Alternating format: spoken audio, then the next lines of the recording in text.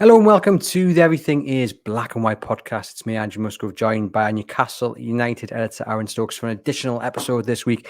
It is the season preview. Yes, we're going to look ahead to Newcastle's 2023-24 Premier League campaign, which also includes, of course, the Champions League, which we're very excited about. We have a very special guest to help us preview the season, fresh from day one of the Cellar Cup. Yes, he travelled up all the way from Leicester to watch Newcastle take on, who was it? Fiorentina. Do you know what? I nearly forgot there, Aaron. It's been one of those weeks. Take on Fiorentina and to beat them as well. It is the Loaded Mag. It is Pete Davey from the Loaded Mag NUFC and a member of the NUST. How we doing, Pete? Very good, very good. Thanks for having me, boys. Hope you are well. Yes, very well. All better for seeing your lovely face. Are you excited for the new season? Oh, I cannot wait. I'm absolutely buzzing for the new season, guys. I'm not going to lie. It's actually been a shorter summer this summer compared to previous, but it feels like it's been forever. To bring on Villa this weekend, come on, we're ready. It's a real test against Villa as well. I'm sure we'll get onto that later in the show. But I think where we're going to start, Pete, and we may have an additional special guest later in the show as well. So hopefully that comes off. But I want to start, Pete, with the transfer window and just ask you, are you happy with the business so far? Do you think Newcastle have done enough? Obviously, they've signed Sandro Tonali, they've signed Harvey Barnes, they've signed Tino Livramento. Are you happy with what they've done? I think the key word that you use there, Andrew, is so far. The business that has come in at this moment in time, I am really pleased with. I think a lot of people, particularly outside of Newcastle United or who support Newcastle United, were thinking we were going to splash crazy money all over the place, and it just hasn't happened.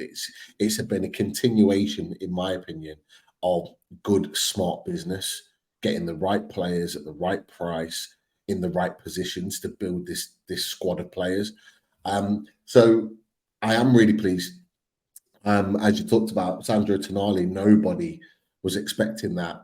It came really left field. But would I have wanted him? 100%. He's a super talented player, and we will see that in the coming season. There's no doubt about it. He will shine for Newcastle United once he acclimatises and settles in.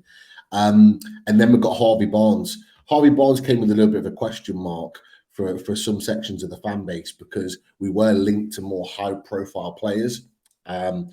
But Harvey Barnes, obviously being in Leicester and being around a lot of Leicester fans, they talk about him very, very positively. Not so much now. They got relegated. It's all very negative now. But at the time, they really, really picked him up as probably their most influential player alongside Maddison.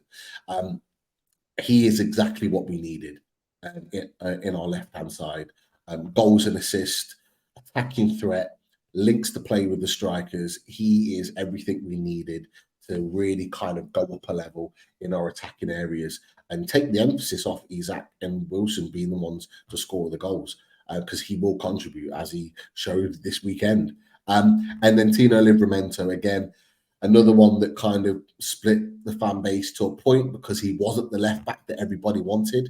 But he can play there, so can Trippier. But in my opinion, I genuinely think he is the future not only of Newcastle United but England also. 20 years old. We all hope he's over his serious ACL injury. I believe he is, and I genuinely think that by the end of this season coming, we are going to be saying, "Wow, what a serious talent we've got on our hands." So very, very happy with the three signings so far. So far, and it's interesting there you mentioned, they've prioritised certain positions. We knew that they wanted a defensive midfielder. And then you've also mentioned Tino Livramento there. And I think that's one of the interesting things is that it's not just about looking at the current day in Newcastle. It's planning for the future as well, because let's be honest, we know Tino Livramento isn't going to get ahead of Kieran Trippier straight away. I mean, I've made a bold prediction that starting next season, I think he will be Newcastle's number one right back, but that's going to take a bit of time. But they are building for the future as well, Aaron, as fixing the issues that are there in the current day squad. Yeah, absolutely. And I think, one thing that we saw with the Tino Livramento deal is they're actually they're buying players in positions that, maybe aren't a priority. Everybody's spoken about a new centre-back being needed or a brand new left-back, and actually they've gone out and signed a player in a position where no one really thought they'd go this summer. We've obviously seen with Livramento, 20 years of age. We've seen with Gran Kowal last summer, Yakuba Minter earlier this summer. They're putting real emphasis on signing top quality youngsters for the future, so that they don't have to keep going out and spending, 50, 60 million on ready-made players. So very exciting. I'm looking forward to seeing Livramento. I'm hoping he's going to get plenty of game time behind Trippier this season, as well as looking forward to the other two that they've signed this summer. For you, Pete, who stands out of the three that they've signed? Who stands out for you? Tough one. I'm gonna say. I'm gonna say Sandro Tonali. He may not stand out this season for us in comparison to the other two, but I think he stands out because he's a deal that I genuinely didn't think that we'd be able to get done. Pulling him out of his boyhood club in AC Milan, semi-finalist of the Champions League, a regular starter and contributor to their team. I just didn't think we'd get him out of there. Let alone for £55 million, which for me, I think in a couple of years' time, we're going to be looking at it being a bargain. It's a massive statement, isn't it, to persuade him to give up all that you've said there. Do you think he will be bedded in like Bruno Gomes was, like Isak was? They weren't thrown straight into the starting 11, or do you think Saturday's lineup against Aston Villa, which is the talk of the town, will it have Sandro Tonali in from the off? It's an interesting one. It's a really good question, Andrew. And I had this conversation with Chris, one of the Loaded lads, because in my mind, I'm thinking, you bought this guy, 55 million. He's a quality player. We need him into the team, especially with the situation. Let's not forget with Willock and Longstaff not really playing a lot during pre-season. You think, we need him in, we need him settled and playing regular as quickly as possible. But you've made a really good point, and Chris made this point as well, and he said, it's not what Eddie Howe does. Bruno Gomes took 6 games before he actually started and then embedded himself into the team. We did it with Botman, for example, at Forest first game of the season. Only came on for the last 5 minutes. He didn't start. They went with Burn. So you're looking at that and you're thinking, are they going to do the same again? So I've kind of changed my mind on that. And actually, I do think he may not start the season. I think Eddie Howe may well ease him in. But then the big question is that who starts ahead of him? Well, this is it. When you look back at Bruno's introduction to Newcastle, it wasn't just a case that Eddie Howe was trying to give him time to settle. It was also very much the case that every single player in that position stepped up. You had Willock, Longstaff, Joe Linton really on good form. And you've got it again here with the likes of Elliot Anderson, Lewis Miley, Joe Linton. Of course, Bruno is just going to start regardless against Villa. But Eddie Howe has so many options in the centre, and he has so many players who are really saying to him, I deserve to start. And I'm going to have to say that word again that I always get grief for. It's so refreshing that we're sitting here saying a £55 million signing, he's not guaranteed to start because you've got so many people who actually do genuinely deserve a start. I've gone for Elliot Anderson in the middle alongside Joe Linton and Bruno. You, Aaron? Yeah, I think it'll probably be the same. I think it's a bit of a luxury for Eddie Howe at the minute that, I think anybody that watched Tonali in America when he was playing those Premier League teams saw that he was maybe a little bit off the pace. I think we can all agree his best performance of pre-season was against Rangers, where Newcastle absolutely dominated the ball. He also had a very good game on Saturday where he was playing a team that he's probably played 20 times over the years. But I think, reading between the lines of what Eddie Howe said last weekend, he said that he does maybe need a little bit more time to get up to speed with the English game, but that doesn't matter because, as you say, Bruno's going to be in there. Joe Linton's had a fantastic pre-season, and Elliot Anderson has actually, knocked that door down now, and I think he'll be very, very disappointed if he doesn't start on Saturday. So, as Pete touched on, it was 6 games until we saw Bruno from the start. And we're seeing a similar thing here where he maybe just needs a little bit of time to get up to speed. I think it'll be Bruno, Joe Linton and Anderson from the start on Saturday. Who are you picking, Pete, to start? You know what? I'm inclined to agree with you both. I think it could well be Bruno, Joe Linton, and Anderson. But the interesting thing for me, I'm going to throw this back to you. I apologise. But who starts on the left of the midfield three? Because Anderson's played there and been sensational there in pre-season in a midfield three, but we know that's Joe Linton's position too. So who starts there and who is almost says it like quite harshly, who is almost sacrificed to the right hand side. It's a great question, and what I'd love to know as well, if the people listening to this podcast and listening to you guys on Loaded Mag NUFC and all the countless other great podcasts covering Newcastle that are out there, are you guys getting sick of this debate, or are you absolutely loving it? Because this week is all going to be about who starts in the centre and who starts out on the left, and it'll just roll and roll and roll until 4:30 on Saturday afternoon. Do you know, we spoke about this on Monday's episode of the podcast, and I said I wouldn't be surprised to see Anthony Gordon start, but it depends on him having a stormer of a week in training, simply because Harvey Barnes scored on the weekend and Gordon didn't. And I think that's what it'll come down to. Who are you backing to score the goals? Because we know Villa's going to be a really big test. I haven't moved on from that. I don't think it'll be Anderson. I think it'll be one of Gordon or Barnes. I still think it'll be Gordon ahead of Barnes. What about you, Aaron? I think it'll be Barnes over Gordon out on the left. I think, he looked very, very sharp in the Cellar Cup game. In terms of, who plays on the left of the centre, I think, look, we've seen Joe Linton play there a lot, but I think we've also seen him play on the right. We haven't really seen too much of Anderson out in that little, right pocket with Miggy and Trippier around him. We know Bruno plays it so well, but, you can't really see Anderson or Joe Linton sitting against Villa. So, again, we're saying that's a three that's going to start, but we don't know, in what position. So, I don't envy Eddie Howe this week. Yeah, well, it's just a great task to have. I mean, who would you be starting here on the left wing and also the left of the midfield? For me, both have been excellent during pre-season.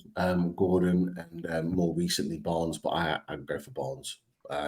Barnes is already, although he's not had a full preseason with us, he's had a full preseason. Yeah, week where I think he was kind of on the verge of a move to us where he wasn't training with Leicester. But you look what he's been doing since he's been playing for us, like in particular against Villarreal. The lad looks ready. And the one thing, and talk about the Fiorentina game, I thought Anthony Gordon was fantastic. But the only thing, and I said it time and time again to the person I sit next to, the thing that he was missing is the final product, was the finish. That was the only thing that was missing. What we saw on Sunday with Harvey Barnes is that he's got that in abundance. And you're always confident that when he gets an opportunity to score, he puts it in the net. So for me, I'm going with Barnes. I do worry that Gordon's kind of going to be, he's going to fall into that Almiron trap when Almiron just could not score for love and the money. He hit that post against Huddersfield, didn't he, on his debut? And then that was kind of the sliding doors moment. And I know Gordon scored against Chelsea, wasn't it? But I do feel he needs to start grabbing these opportunities, scoring these goals, because I think it'll then get into his head if he doesn't. And as we said, I think it will come down to who you're backing to score. And you're right, Harvey Barnes proves has proved he can do it already in a black and white shirt, or what was it, a blue shirt? This wasn't it against Villarreal? Yeah. So it's an interesting one, and I suppose it leads into the next question that we've got written down here. Yeah, I mean, we're talking now about having loads of options on the left, and one of the options we would have had earlier in the summer was Alan St Maximin. He's obviously gone. He's already scoring goals out in Saudi Arabia. Pete, how are you feeling about that move? Do you think it's the right move for Newcastle to get him out the club and Harvey Barnes in?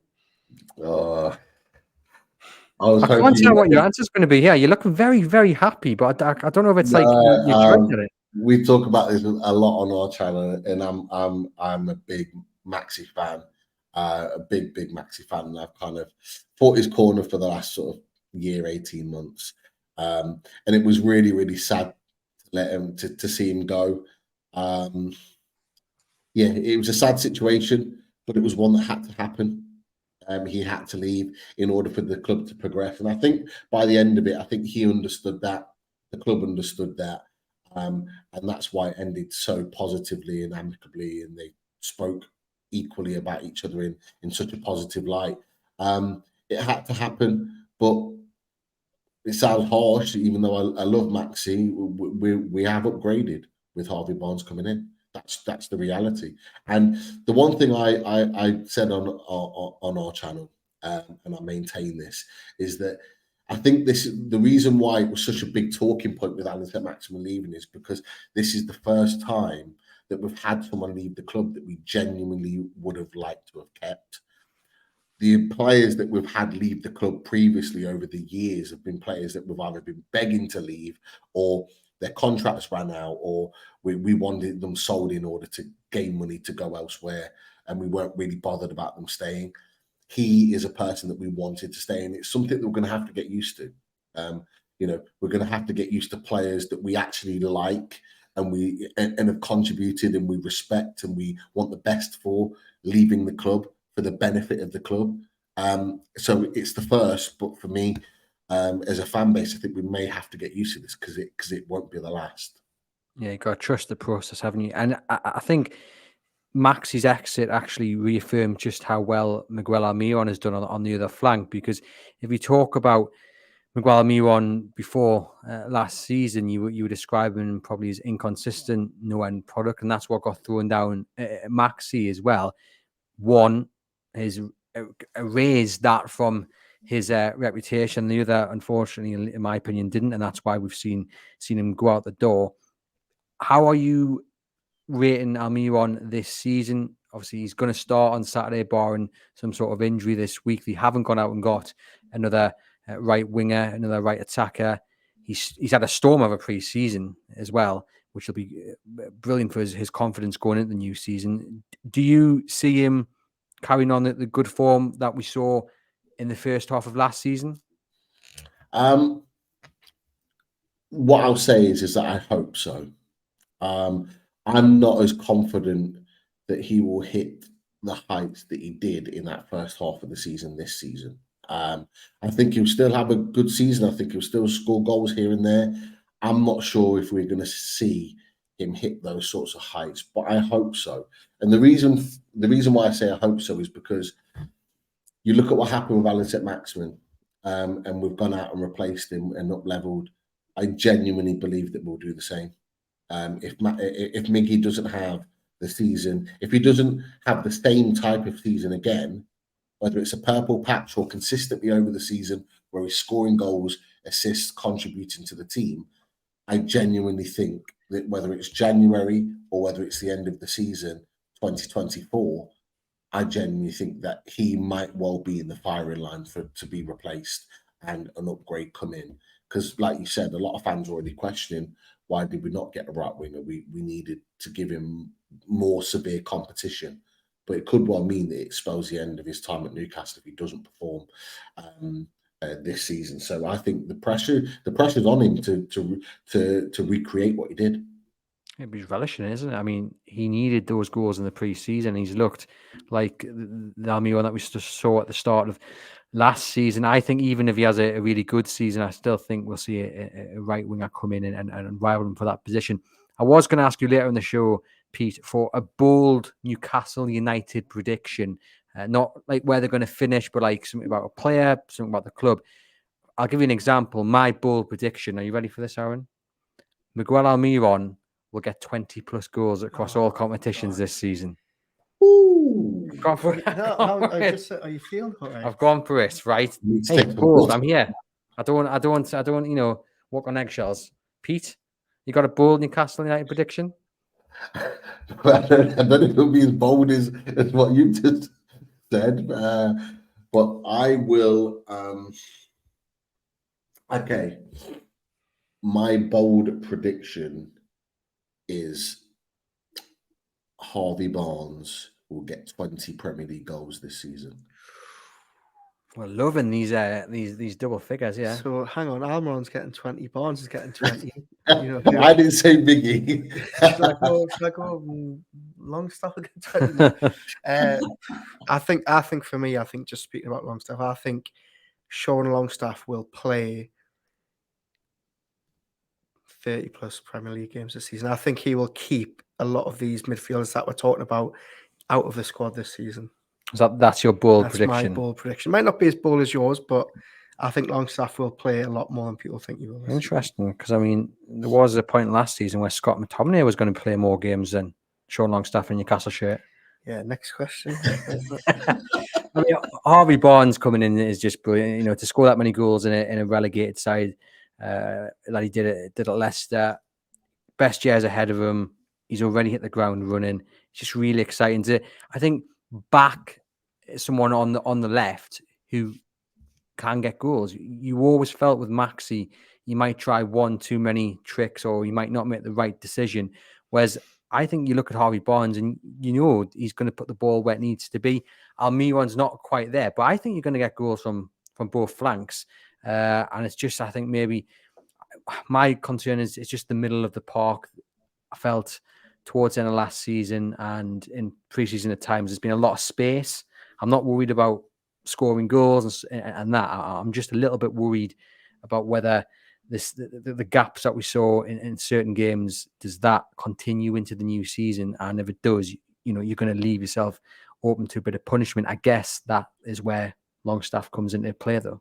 Yeah, it's going to be difficult this season because we had, you know, last season when Newcastle were doing so well and the midfield looked so strong, you only really had 4 players interchanging, and that was Bruno, Joe Willock, Willock and Longstaff. Whereas now, you know, we're talking about throwing Tonali straight into the mix. We're talking about throwing Elliot Anderson into the mix, who, you know, won't give as much defensively as those other midfield players do.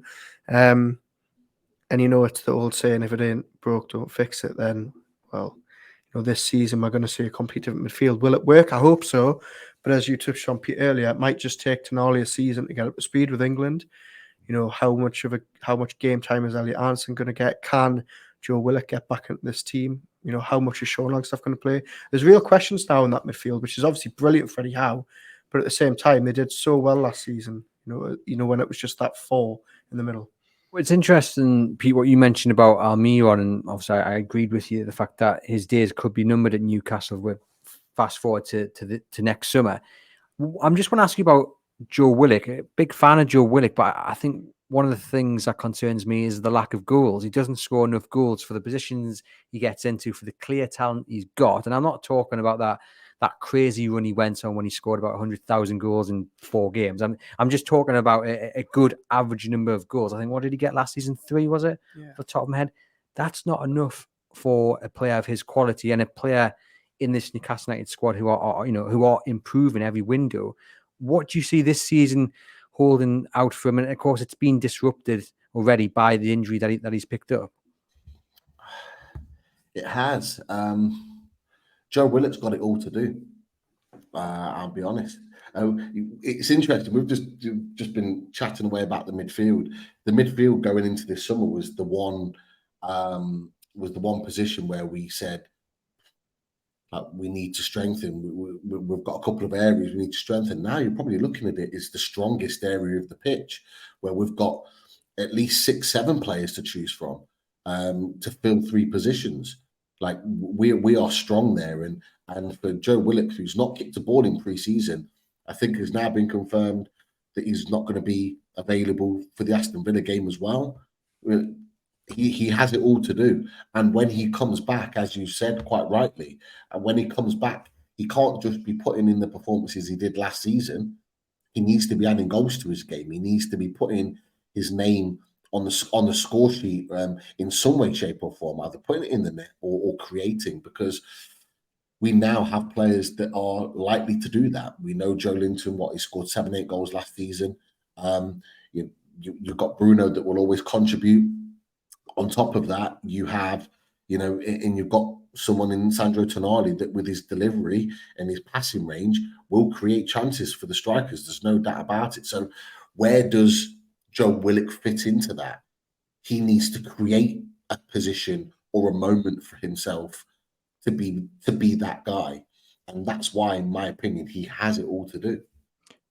But that's why I think Elliot Anderson is going to get a lot more opportunities than people might think, because he, for me, looks like the one who will score goals in that midfield. You can't really rely on Sean Longstaff.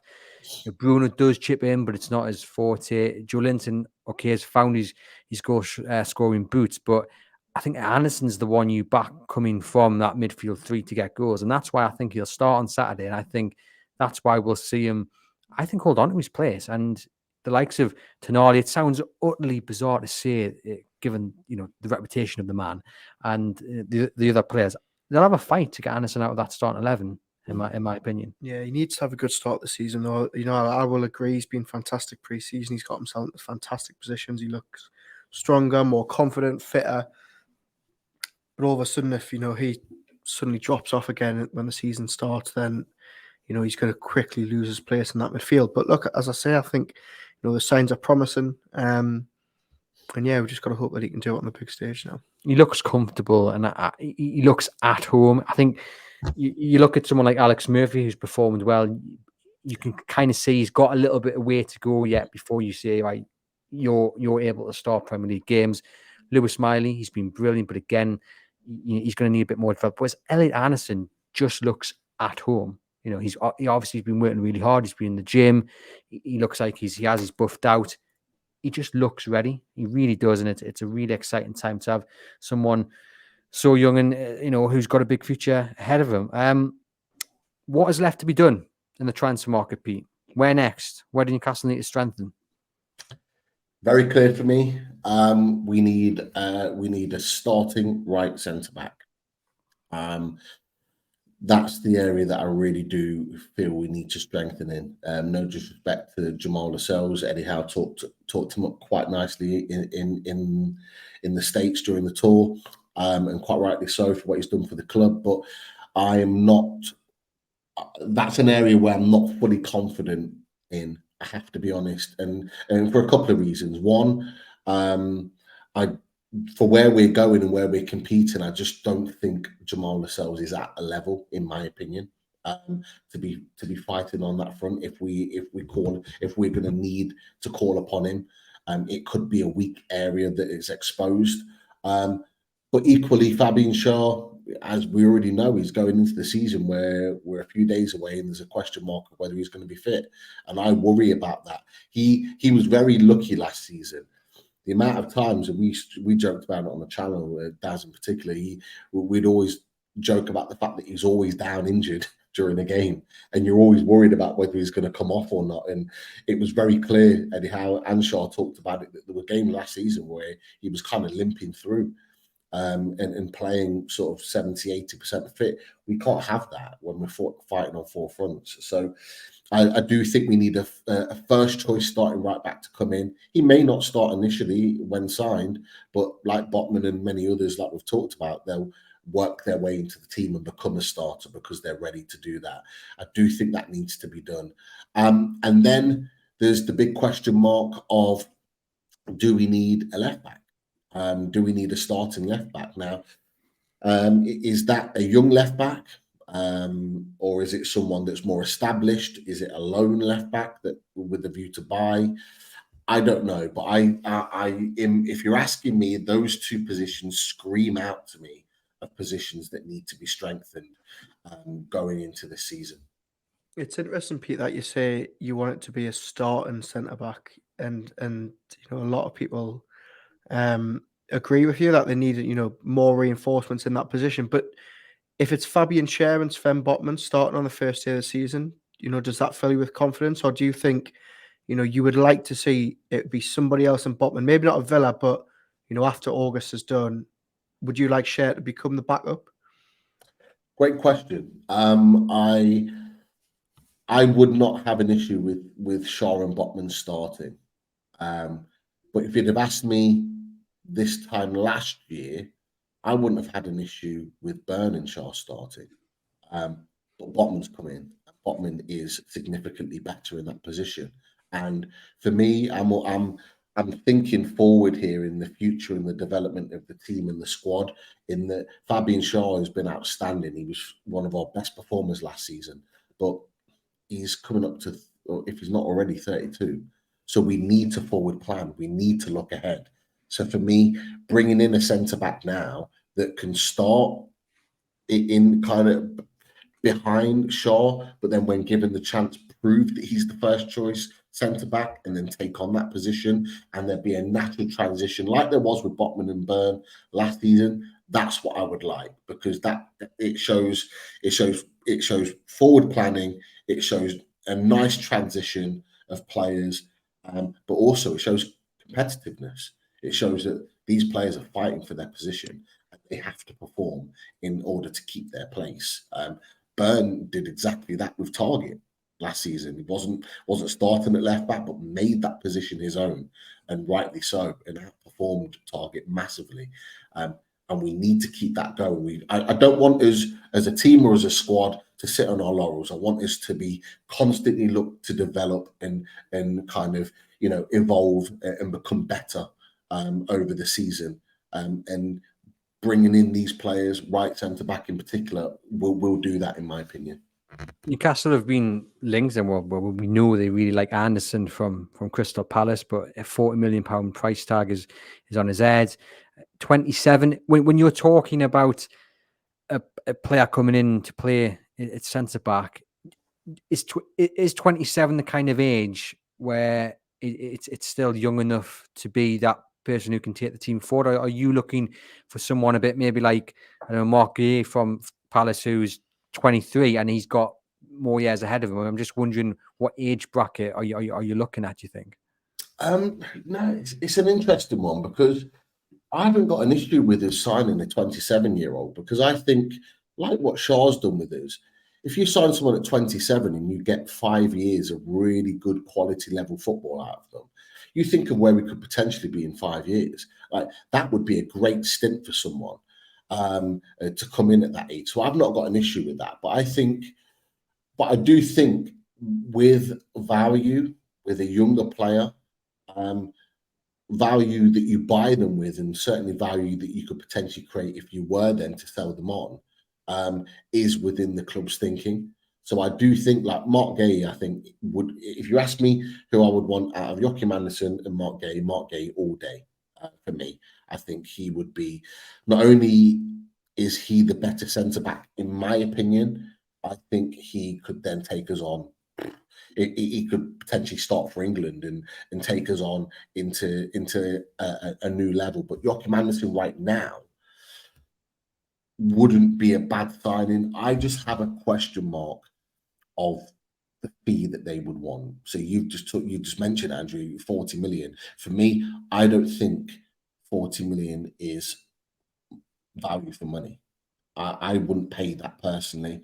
I don't think I'd go anything beyond sort of early 30s in terms of price that I would pay for Joachim Andersen. I just wouldn't. I think there are better, younger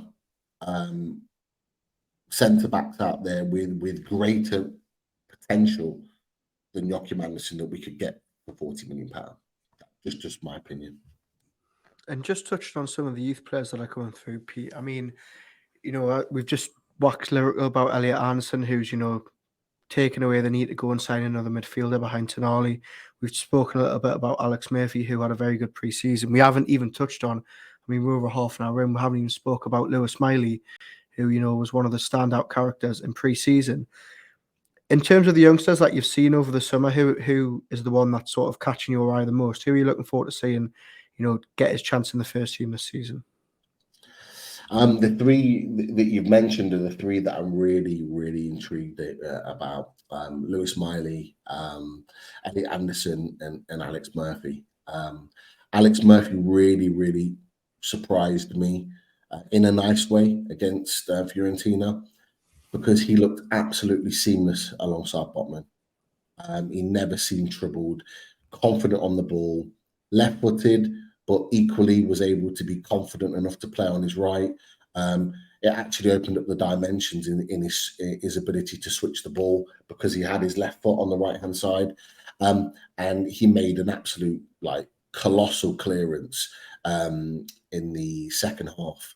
A ball was whipped in really deep to Bravka. Really, I think really should have come and collected it, but Murphy comes in right at the back post. Their player would have just tapped it into an empty net and managed to flick it on for a clearance. Just really, really, really good defender, and for such a young lad, I think he's got a bright future at Newcastle. Elliot Anderson has been superb. I'm really intrigued to see how he develops this season. Can he break into the first team? Can he be a regular in the first team? Can he nail down that position and do what Byrne and Botman have done and said, this is my position. You have to play better than me to dislodge me. That's what I want to see from him this season. Because if he does that, I think he could then stay there for the next 10 years. Like, that's how good he could be. And everyone talks about him being a left-hand side of the forward line. I think he's made this position in the midfield three his own. He's just got to show it in the games that matter, which is the Premier League, the Champions League, the cup competitions. That's what I want to see with him. However, Lewis Miley, I was lucky enough to be there for his debut at Stamford Bridge, last game of the season. Honestly, I am super excited about this lad. I really am.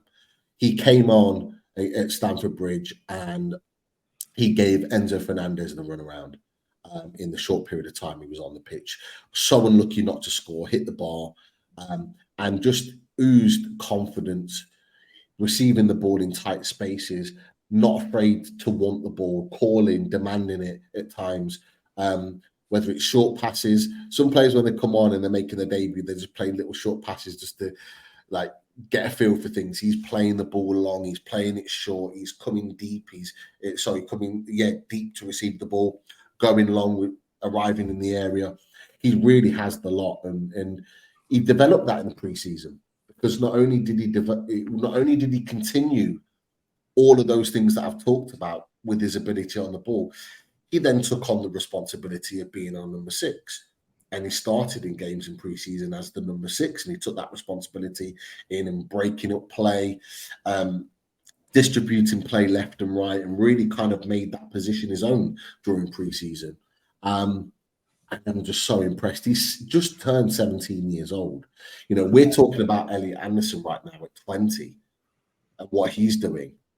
I personally think that Lewis Miley is ahead of Elliot Anderson's progression at 17 now. And you think where he would be in 3 years' time if he continues to develop. I made, speaking to friends last night, I made a comparison, maybe an outlandish one, but I'm putting it out there anyway. I see the way he performs at 17 very similar to Jude Bellingham and what he did at Birmingham. The confidence, the creativity, the aura around him on a pitch for someone that's so young, he has that. The great thing about Lewis Miley is that he's got established quality international players around him to elevate his game probably and potentially quicker than Jude Bellingham did. The only thing I have is he going to get the football that Jude Bellingham had? He didn't have the quality around him at Birmingham, but he had the games and he had the experience because he was thrown into that position. He won't get that at Newcastle in our first team, not unless he breaks down all those walls. So that's, for me, he's the one I'm really intrigued about, because for me, I haven't seen a player with this much potential come through in the 30 years I've supported Newcastle. That's I mean, yeah, I don't think many people will argue with you there, Pete. I don't think Eddie Howe will be afraid to use him. I certainly think Eddie Howe's got a headache when it comes to Lewis Miley and Elliot Anderson. I think Eddie Howe probably would have banked on Elliot Anderson having a good pre-season and being ready to really play a part this season. I'm not sure whether he would have put his house on Miley doing as well as he has done, and I think he has got food for thought. And you know, we're talking there about the midfield, and I've laid out who I think will start, who I would pick. But if Miley gets the nod, is anyone going to turn their nose up at it? Because, as you said, he made Enzo Fernandez look like a second-rate midfielder, and he's looked at home against some good sides. You've described how good he is on the ball. He's confident. He gets stuck in. He's not afraid to get his foot into the challenge. I don't think he will start against Villa, but I don't think it's a foregone conclusion that he doesn't. No, I mean, yeah, I would agree. I think, Peter, just on your point about getting the minutes like Bellingham did in the Championship, it's commendable that Eddie Howe isn't going to load him out. He wants to keep him around, but at the same time, he said the same about Elliot Anderson last season after that amazing loan spell. And Anderson really struggled for minutes. He struggled for starts last season. So I hope we don't see the same Lewis Miley. Just on your point there about Bellingham, I think I agree. You know, that scope is definitely there. I love the fact that he's so big and leggy, but he's, you know, so comfortable on the ball, and, you know, he makes it look easy. Look, I don't think they'll start again at Aston Villa, but as you say, if he was to be thrown in, you know, and Howe was to take a risk, I don't think people would be too concerned about it. Great to be just having that conversation about someone so young potentially starting. In terms of the rest of the squad, then Pete, I'm going to ask you for your kind of picks for various different things, and we'll start with one you kind of already answered, but we'll just get a tiny bit more detail. The player you're most looking forward to seeing in the new season. Yeah, I'm going to stick with this. Really, really excited to see Harvey Barnes in a Newcastle shirt. Really, really intrigued to see how he gets on, and yeah, hopefully score a lot of goals in the black and white. For me, it's Alexander Isak. I'm just excited to see him have a full season. He's had a full pre-season. He's looked electric. He's boosted by the fact he's got a very good striker who he has to compete with for his place in the starting 11. I think he'll start against Villa. I think they'll end up rotating the strikers though based on who they're playing, and I think both will accept that and be happy with that. But for me, Alexander Isak, unaffected by injuries, just going to be unbelievable. We're talking about players getting 20 goals a season. This man, screw it, he's getting 20 goals as well. What about you, Aaron? I don't know if I can pick one. You know, I really, really don't know if I can pick one. I get your point, Pete. Harvey Barnes is, you know, such an exciting signing. I think it's going to be refreshing, to use Andrew Musgrove's favourite phrase, to see goals scored from the left. You know, not just the right like Miggy last season. Isak, you know what it is? It's not even his goal scoring. It's just watching him with the ball at his feet. You know, Thierry Henry, the way he's taking defenders on and making the ball stick with him. You know, two you haven't mentioned, Joe Willock. He just looks like, you know, how does he keep improving from what he's done in the game before? And Bruno as well, you know, he's had a little bit of an off pre-season by his lofty standards. He's looked a bit off the pace in America, but, you know, I'm really looking to see if he can kick on again in this team, and, you know, he's finally going to get a play in the Champions League like he's wanted to. So there's just too many to narrow it down to one, I'm afraid. And it says something that no one there has said. Tonali, I know you've said Harvey Barnes there, Pete, but we've listed several players who are already part of this Newcastle United squad and have been for a few seasons. That shows you how well they're doing. That we're sitting here saying, okay, we're looking forward to seeing Joe Linton again. We're looking forward to seeing Isak, and long may their form continue. Who will be the key man? Now, I think one of us three may say Bruno Guimaraes. I'm going to go Joe Linton. I think Joe Linton he was player of the season last year for me. I think he's going to be absolutely crucial again this season. He just has everything about him, and it seems strange again to be saying that, considering how his time on Tyneside started. But he's very nearly the complete midfielder, I think, and I think he's going to be absolutely key to what Newcastle achieve this season. What about you, Pete? I'm going to go with someone different. I'm going to go with Sven Botman. I think Sven Botman, in his development as a 23-year-old signing, I believe he'll get his international recognition this season with Holland, and I hope to see some real leadership skills being developed with Botman, to potentially be a future captain of the club. So I think he will take on those responsibilities this season and really kind of lead the team to victories. I'm not saying we're going to get as many clean sheets, I hope we do, as last season, but I think he could be really integral in us getting over the line in certain matches, potentially in the Champions League as well, because he has that experience. He's played there and got to the latter stages. Most certainly. And Eddie Howe mentioned on Saturday after the game against Fiorentina about how Sven Botman was helping Alex Murphy. And we mentioned this on Monday. It's great for Eddie Howe to be saying that. And then you have that realization. Botman's still only 23 himself, and he's shown these leadership skills, which are going to be crucial for not just like Sir Murphy, but for Newcastle as a whole. For you, Aaron, the key man? I'm going to go Alexander Isak. I think, as you said, if you can keep him fit for a full season, you saw the goals he scored after being out for half a season last year. If he can do that across an 8 or 9 month period, I think Newcastle United are going to be an absolute force. Honourable mentions, Trippier, I think, he will be absolutely key to what Newcastle do this season. Bruno, as we've touched on, Joe Willock, who was, player of the season the last year. But yeah, Isak for me. Well, what you're learning here, Pete, is that Aaron can't just pick one person. He likes sitting on the fence. Okay. I think this is the new look Newcastle United. There's too many good players and good options to choose. Don't come to Aaron for like a one name answer. I'm okay. greedy. What can I say? We have a few on our channel, so don't worry. The surprise package of the season. I always like this one. I always like picking, especially at the end when you go, he was the surprise package.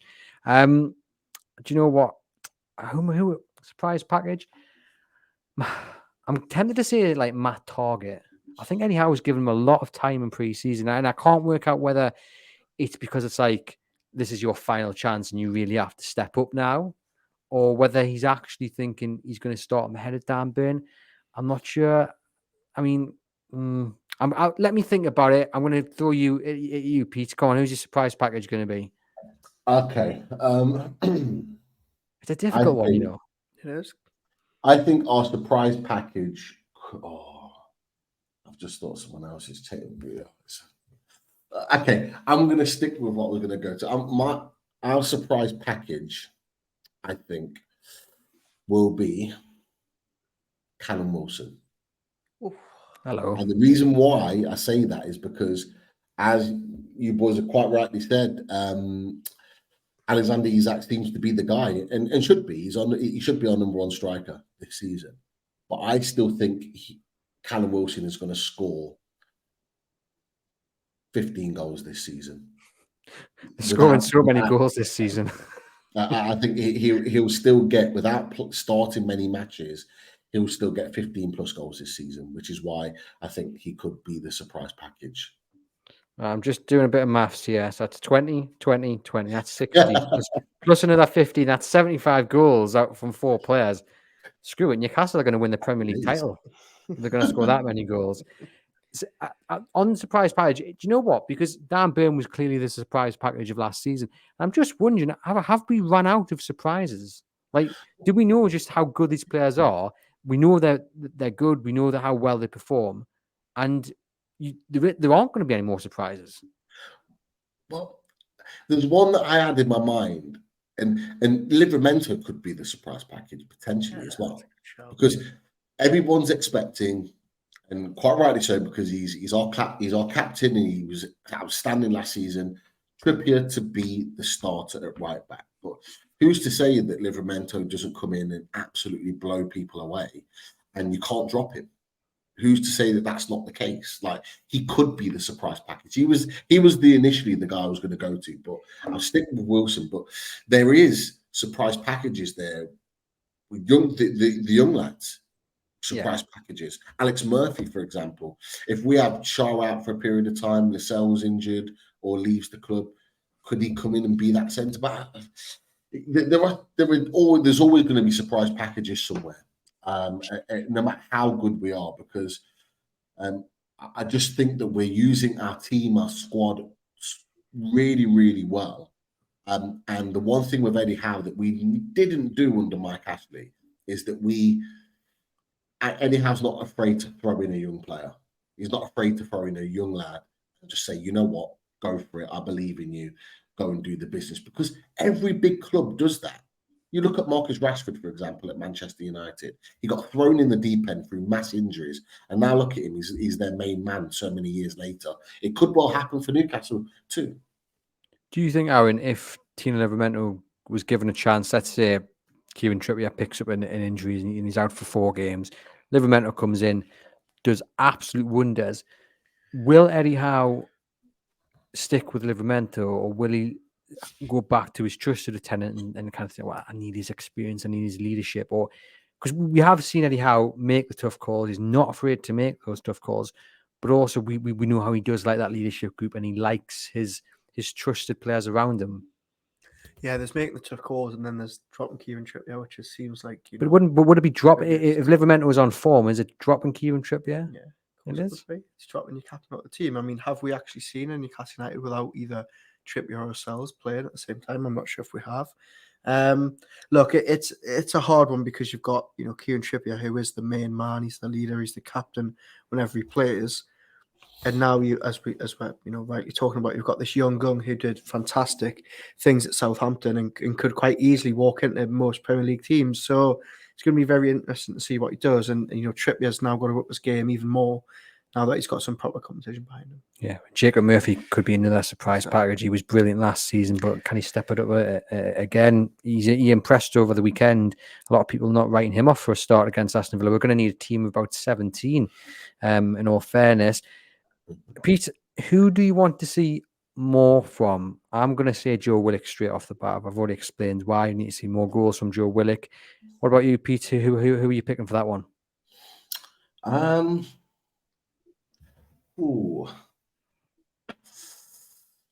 We need to see more from Anthony Gordon.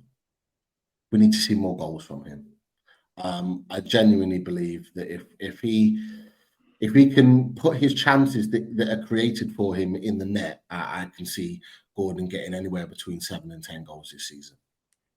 I'm just going to add that to the list. That's what, 85 goals now. Yeah, well, we need goals from everywhere in the team.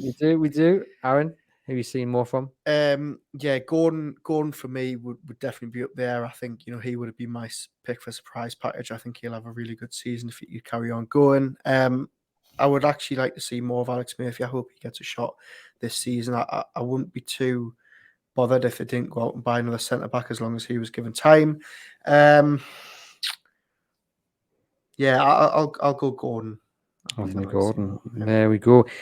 Let's talk a bit about Eddie Howe then, and how he'll do next season. Obviously, he's loved. Everyone's looking for the Amazon documentary to get a bit more insight into how Eddie Howe works.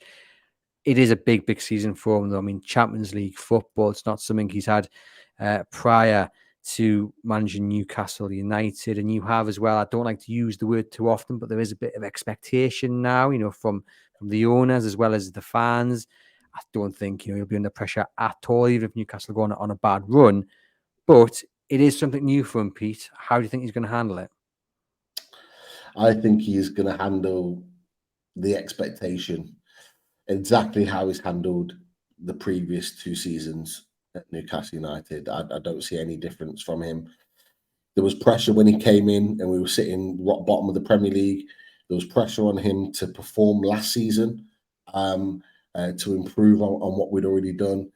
I fully expect Eddie Howe to embrace the expectation. Eddie Howe wants to be one of the best managers in this country. He wants to be a top manager, and he knows full well that there's going to be pressure on him. But the way he goes about his business, whether it's in the media or whether it's, you know, with players, interviews, and I'm sure we'll see a lot more about it, as you mentioned in the Amazon documentary. I'm just so impressed with him. He's everything that I thought he was going to be. I wanted him a year before we even signed him because I just look at the way he goes about his business as a manager and as a person, and I just think he's perfect for it. He's perfect for us if we have a little dip to get us back to where we need to be. He's perfect for maintaining our standards, and he's perfect for keeping us humble when we're doing really, really well. So I think he'll be able to navigate us through whatever waters come throughout this season, and I've got my 100% full trust in Eddie Howe to steer us in the right direction. There is no concerns from me whatsoever. And what I really like about Howe is he doesn't rest on his laurels. He's not looking at what was achieved last season, a cup final and top 4, and thinking, I've made it here. Previous Newcastle managers too spring to mind, which I'm not going to name. You guys can probably guess who I'm talking about. Would be like running down Northumberland Street asking for the key to the city. But Eddie Howe just wants to do more. He realizes the job's not done and he's got to keep improving and improving. And you know, Aaron, he just cannot wait for Saturday and he cannot wait for the Champions League nights, and he's just going to embrace it. But he's always going to be learning and he's always looking to go to that next level. Yeah, I do feel a bit for his wife and kids because I feel like he just never switches off. He probably can't enjoy a holiday with them because he's just thinking about who they're going to sign and who they're going to start at Villa now. You know, I agree with everything you said. He's the absolute ultimate professional. He hasn't put a foot wrong. He's, you know, a fantastic statesman for the club. But still, nearly 2 years on after signing, I'm still waiting to see how he can pull Newcastle United out of a dip, because we haven't seen it. There hasn't been this period where they've lost 4 or 5 in a row. And I mean, that's obviously testament to him and the players. But I'm just wondering, when the chips are down, when they're fighting on 4 fronts, when maybe it's not going so well and you've got this immense pressure that's going to come from a Saudi ownership who want to be number one, we're still yet to see how he reacts. But again, that's because of how successful he's been. He hasn't been a victim of his own success.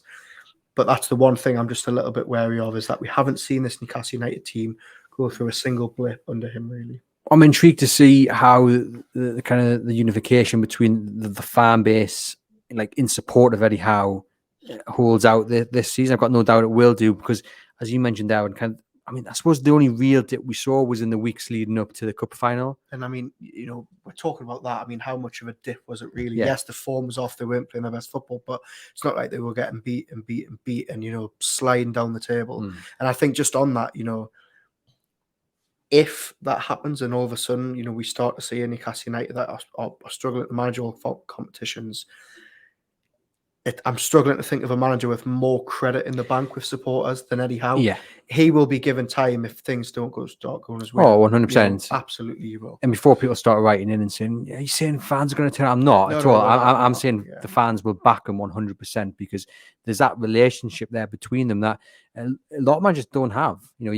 Even the most talented managers, some of them do not have the connection that Eddie Howe seems to have with the Newcastle United fan base. He gets it. He understands it. And they will back him, because inevitably, and I'm sorry to say this, there will be a bad run of form this season. It's going to happen because of all the games they've got to play.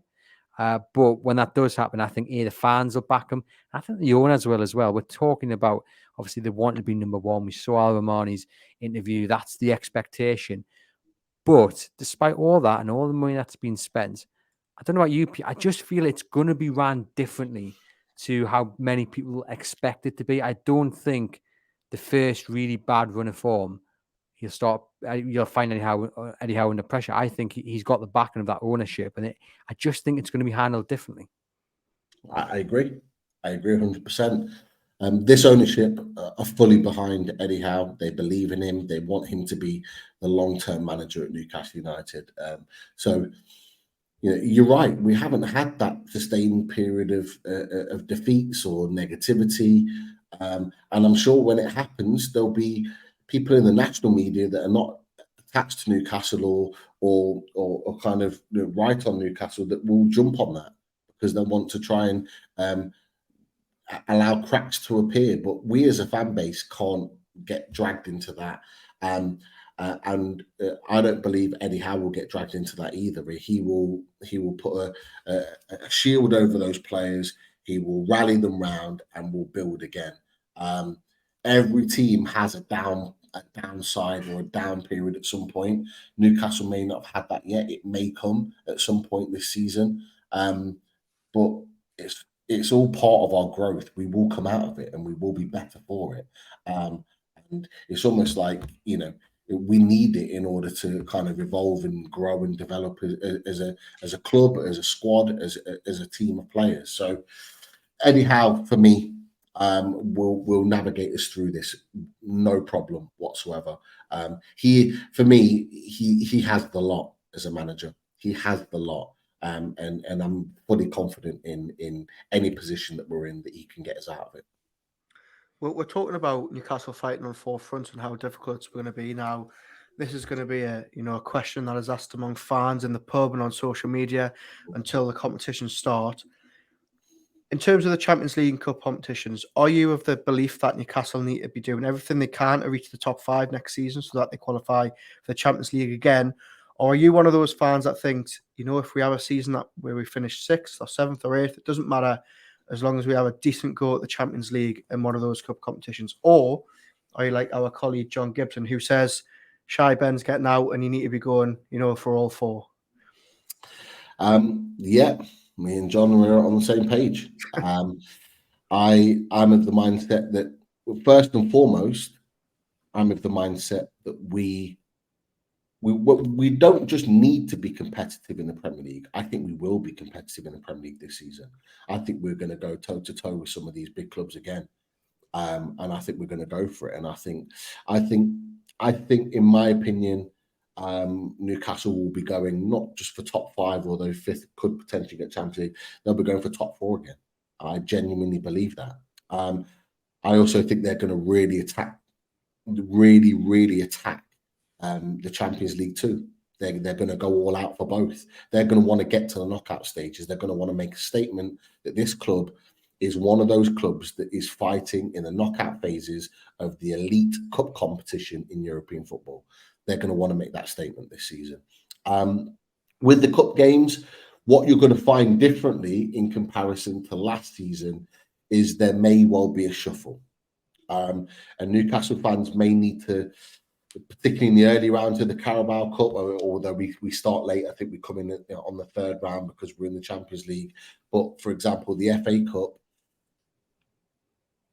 fans may need to expect a reshuffled side, and not necessarily all the best players playing in the early rounds, and not to be disheartened or disgruntled by that. We need to manage this team.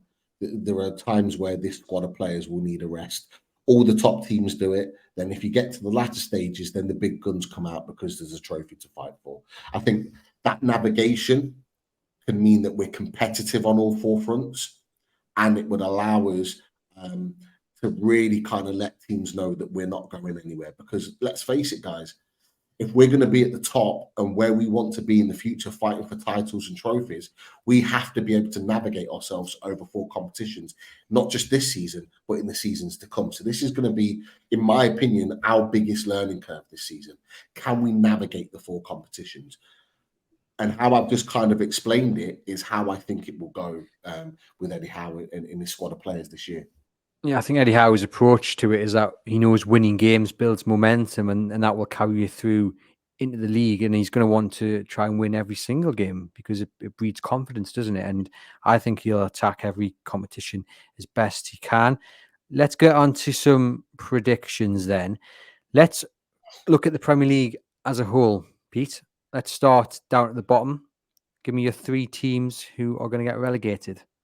I have to say, there's 2 that are kind of bankers in my eyes, and I apologise if any of the fans of those clubs are watching. But I think Sheffield United are as good as gone.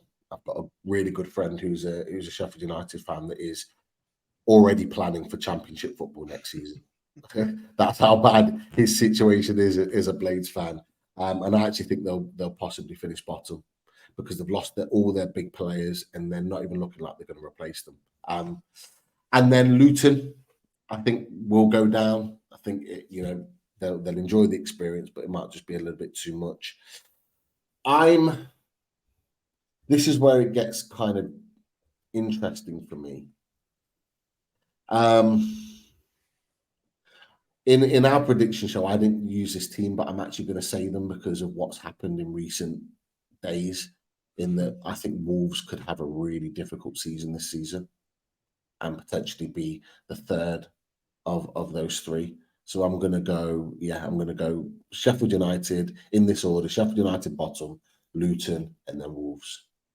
I'm going to go Everton, because I just think it's a never-ending cycle. And I think it's going to have to end at some point. And I think Dyche is a great manager, but they just keep going around in circles, and off the field's not really being fixed. And I just don't think.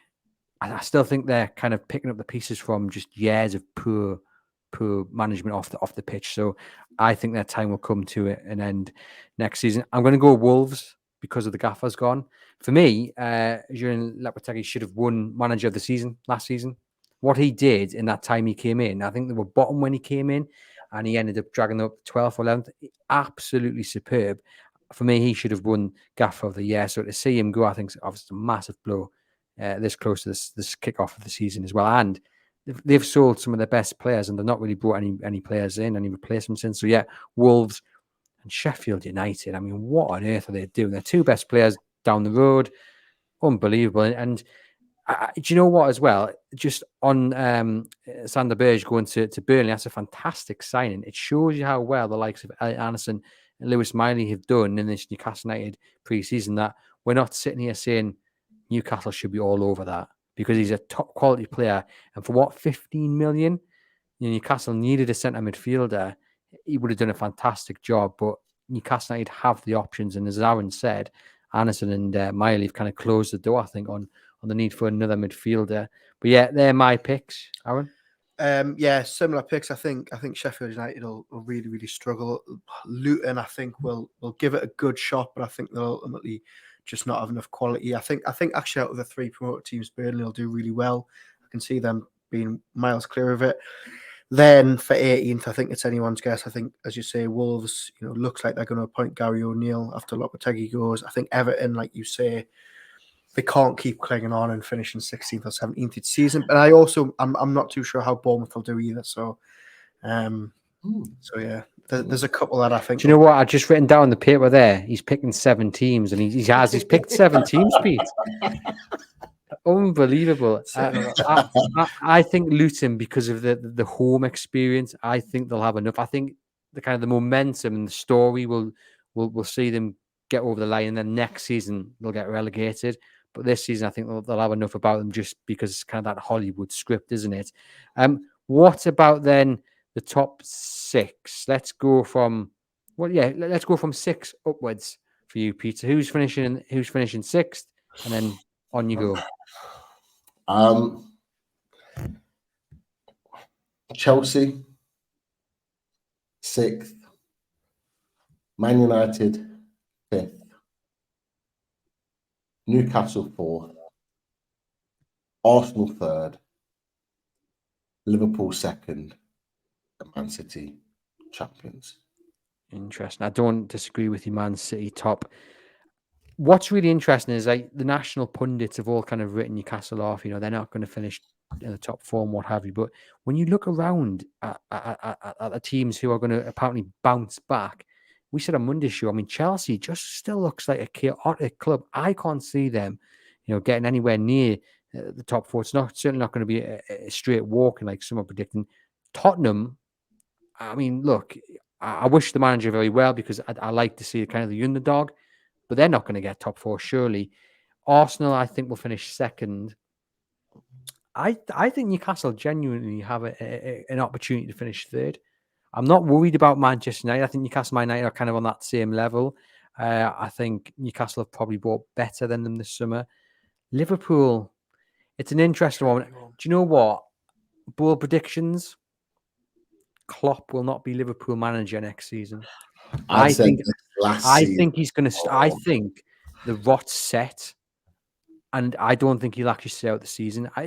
He may do as a kind of a farewell, like Cloughy did at Forest.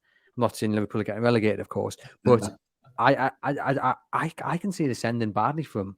I don't know if they've bought all that well. I mean, look, McAllister from Brighton's a great player, but they're on a rebuilding job, aren't they? Of course, they haven't got Champions League, so that'll aid them. But it's a big task to rebuild. A bit like Chelsea, they've got a big rebuilding job. I can't see them. I know you've put them 2nd, but for me, no, I think they'll be 5th. So I'll go Man City, Arsenal, Newcastle, Manchester United, Liverpool, and then Brentford. Oh, do you know what? We forgot Villa as well, because I tell you what, Aston Villa are going to be the surprise package of the Premier League. I forgot Villa. Don't think they got top 4, but it wouldn't surprise us if they got 5th or 6th. Yeah, I think Villa. It depends how they deal with that European football.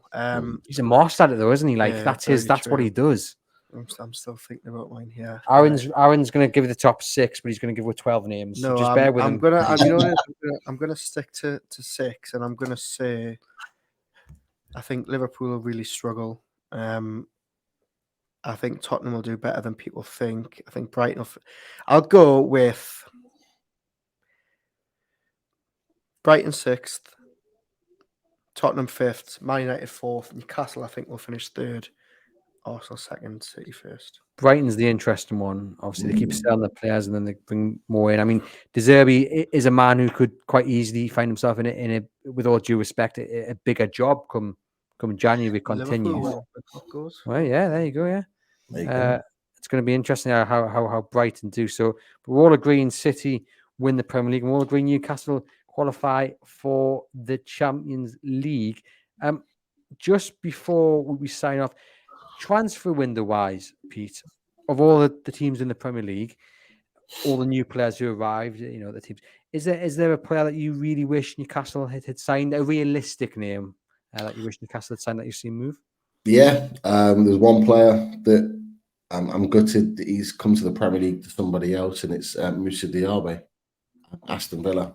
He was unloaded. We're all big fans of him. I've watched him since he sort of made his debut at PSG, and then moved to Leverkusen. He is a super talented player, and he's already looked in pre-season like he's going to light up the Premier League. Hopefully not on Saturday, but yeah, I would have loved him. We've talked about the right-hand side and the needed to improve that area. If we'd have improved him and had Barnes, Gordon on the left, Miggy, Diaby on the right, honestly, you look at that strength and power with Wilson and Isak. You've got two strong front threes there that you could interchange however you wanted and really attack the big competitions with force. So yeah, that's probably the one for me that stands out. Good job. I'm guessing now you're going to agree with that. Yeah, I really, really did want him last summer. I wanted him this summer. I've got an Aston Villa supporting mate who's kindly offered me a little small wager on who scores more goals, Barnes or Diaby, and it's paid me to take that bet because I do think Diaby will do really well at Villa. But yeah, I think he was the one. We saw it last summer. It was a huge link, such a talent, and he's already had a very, very good pre-season with Villa. So yeah, I'm ashamed that didn't want to get over the line. Yeah, it's going to be interesting to see how he does. But just as well, I think Newcastle have bought very, very well. Like when you look around the rest of the Premier League, and obviously Declan Rice to Arsenal, I think it will be a very, very good move and some of that really good business. But I'm very happy with what Newcastle have done. A couple more in, I would still like a third choice striker. Aaron's going to slap us in the head in a second because I keep mentioning this every episode. And maybe a left back. I wouldn't be too disappointed if they finish with Matt Targett and Dan Burn. Finish the window with those two. They can do a job. We didn't get your predictions for the cup comps, Pete. How are Newcastle going to fare in the Champions League and the two cup competitions? Obviously, it all depends on draws and who we pick out. But I do see Newcastle. I do see us getting through the group phase into the knockout phases. I do see us getting through that. Lighting up St James's Park and really creating a cauldron of an atmosphere like we're used to, that a lot of clubs will be coming to us not expecting or not being able to cope with. Carabao Cup, I do expect us to get to at least the quarterfinals, obviously draw dependent, and the FA Cup, just pass the third round, please, just pass the third round.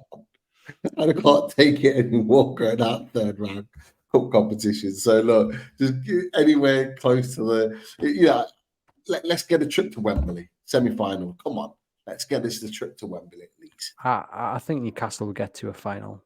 I do. I think Newcastle will return to Wembley in the final.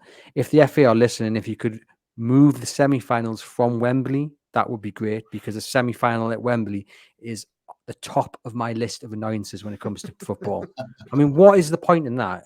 Do you know what I mean? It's meant to be a special day. You were there a month ago. I'm back again. Anyway, but yeah, cup final for Newcastle. I'd love it to be the FA Cup. I don't think it will be. I think it'll be the Carabao Cup. Will they win it? Here's hoping. Champions League, I agree. They'll get through the group stages, and then it's who you draw really. Aaron. I think. Look, I'm going to go the opposite way. I think Carabao Cup this season. Just, if I'm completely honest, I think just sack it off. There's more important things. I would love them to have a really good run in the FA Cup. I think I would like them. That's the competition I want them to go deep in. Just get through the Champions League group stage. Just give us at least one knockout competition, please. And failing that, if you're not going to get through group stage, please finish third, so that we can at least have a little crack at the Europa. I just don't want us to finish bottom of the group. So, have we got a blinkers on? Because when we talk about teams going into Europe, we often then say the impacts on the league. We saw it when Newcastle were last in Europe under Alan Pardew and the terrible league season they had then. But we're all sitting here saying, you know what, they're going to do fine. We've got them finishing third and getting to Wembley. Have we got our Newcastle United spectacles on, Pete, or do we? I mean, me personally, I genuinely do think they've got a good enough squad to handle it on all four fronts. There'll be blips, but I think they'll be grand. For yourself, are you? Is there a bit of Newcastle bias there, or is it a genuine belief they can manage it all? Yeah, I'd say there's an element of those blinkers on to a point, but I think we've earned the right to have that. I've got full confidence in our ownership. I've got full confidence in our management team. I've got full confidence in what these group of players are producing on the pitch to think that we can do it, that we can maintain it.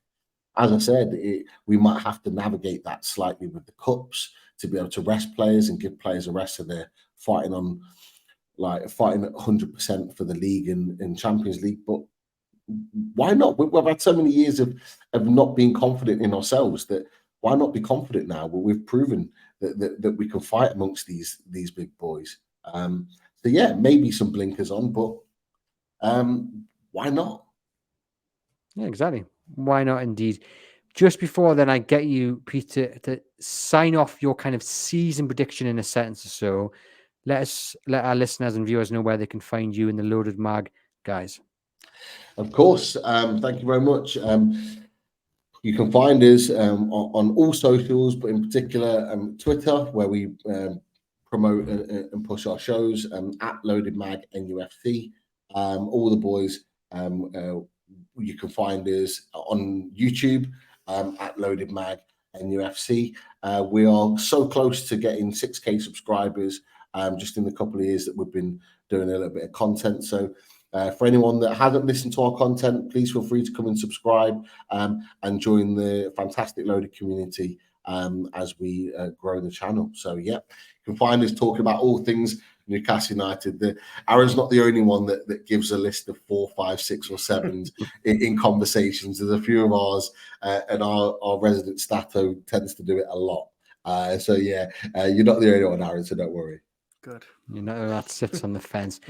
Go on then, Pete. Sign off by just summing up what this season will bring for Newcastle United. This season, I think, will bring excitement. It will bring entertaining football, and it will bring special moments, in particular with the Champions League. I'm really looking forward to this season, probably more than any season I've looked forward to in the last 20. So I cannot wait for this season to get started. We've got a great bunch of players, a fantastic manager, and super owners that want the best for this club. So get ready for another roller coaster ride of emotions. That's what I'll say. There we have it. Well, thank you to Pete for joining us on the Everything is Black and White podcast. And thank you guys for listening, whether it's on the podcast or whether you're watching on YouTube. Wherever you are, just hit that subscribe button, leave us a rating review if you're listening, and give the thumbs up on the YouTube channel. Head over to chroniclelive.co.uk for all the latest Newcastle United news. And for myself and Aaron, we shall see you very soon.